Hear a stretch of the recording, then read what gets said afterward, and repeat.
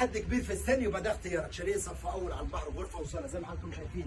هنا معانا الجاردن، هنا كراسي. الشاليه ده معاه 4 كنايات شاطئ خاص قدام بوابه الشاطئ على طول. هنكمل مع بعض نبص على القعده الرايقه زي ما حضراتكم شايفين. الكنب ده بيتفرد سراير، ركز على مستوى النظافه. هنا معانا سريرين، نكمل مع بعض مكيفه. نكمل مع بعض نبص على المطبخ، ادوات المطبخ كلها كامله.